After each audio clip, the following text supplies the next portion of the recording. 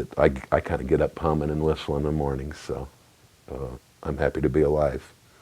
It is great.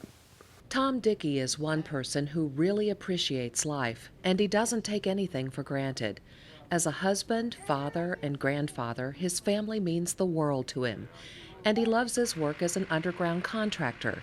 He has years of experience in horizontal directional drilling, the kind of digging that leaves the surface intact while creating a tunnel underneath for utilities. He's considered one of the best and has done directional work in all kinds of settings, even beneath rivers and lakes. Tom places a high priority on safety, and with good reason. He knows all too well the dangers that lie hidden beneath the ground. At the end of a major project, he was asked to do a small additional section before he left.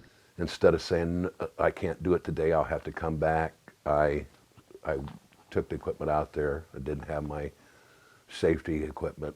That truck was back down at my shop because I'd already moved some of the equipment home. Tom did what lots of people do. He weighed time and convenience against safety and took a chance, one that nearly cost him his life. I'd worked with it enough. I knew that, I could just handle this, and you never suspect that today's going to be the day. He did the drilling, then knelt down at the end point using a shovel to make a final adjustment. He slipped and made contact with 7,200 volts of electricity from underground power lines. Everything went into slow motion, and as soon as I slipped and fell into it and energized myself up, I felt like I verbally said, oh my gosh, Tom, you just killed yourself. I knew exactly what I was into, and I knew that I had made a grievous error. And the next thing I thought of was the family, and what was my wife going to do without me? What were my kids going to go through, and what were they going to do without me? Within a few seconds, the fuse tripped, and Tom was thrown backward. I started realizing that my hands were over my head, and as I dragged my hands back over, my gloves were on fire because I was wearing yellow cotton farmer gloves, which you never do, and you know how they had bursted into flames, and I had coveralls on. I realized my knees were on fire where the electricity went through me and out my legs. It burnt holes through my coveralls. They were on fire. In excruciating pain, Tom remained conscious throughout. A few minutes later, emergency personnel rushed Tom to the hospital. The doctor provided a grim prognosis.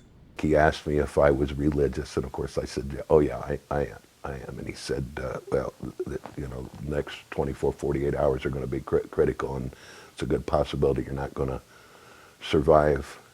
His wife, Bonnie, a teacher, got the call to leave school. She picked up daughter Kathleen from high school on the way. As soon as I got there, there was a waiting room, and my pastor was waiting, and some of my sister, and people from church, some friends that were already there. Son Josh, several miles away at his first semester of college, raced back. Many others arrived before they were allowed to see Tom. He looked like the same dad that I'd always had, so that kind of put a calm to me. But then when the doctors got into telling us what was going to go on, and people who get electricity with the voltage that he had don't survive, and that he's awake and coherent is a blessing, and you need to call in the family because he could take a turn for the worse within minutes. They said, you're walking around the burn unit and you're seeing all these other patients in these other rooms who look really bad because they had been actually burned, with fire, some type of fire accident like that. And they said, but actually Tom is much worse because his are internal. And what you see on these other people is exactly what their issues are, but you can't see his, and his are going to continue to get worse. The hole in my hand was so deep that the bones were showing, and it actually burnt the tendons off, and the tendons snapped back up in my arm. So to fill that hole in, they had to graft, and they couldn't.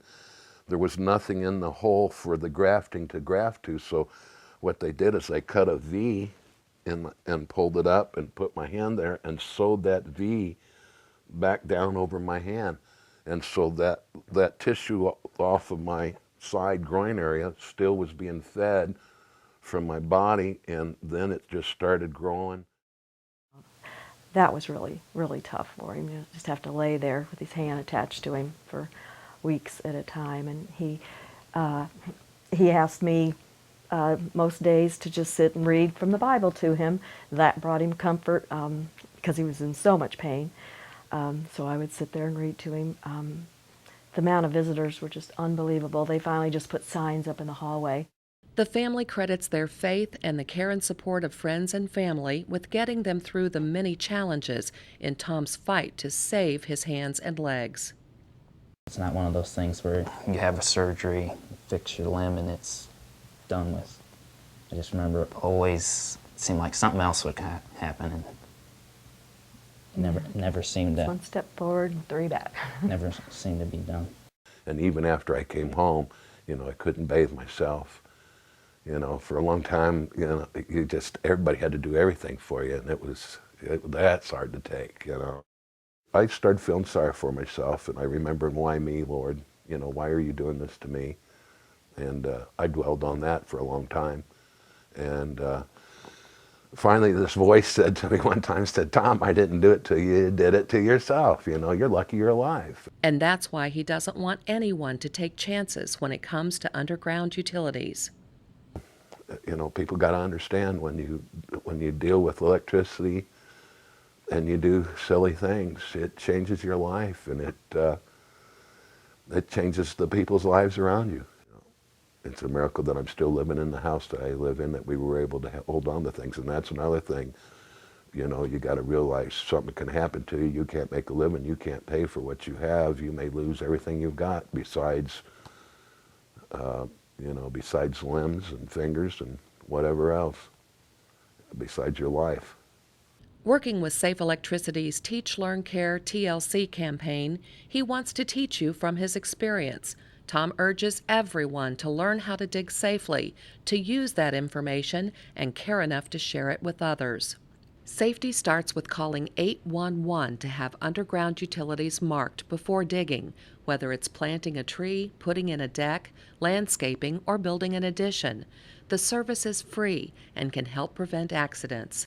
Even a homeowner that puts a shovel in the ground in his backyard and gets into his single phase or the electricity coming from the cabinet up to his house, if it's in the ground, and it can be his last day.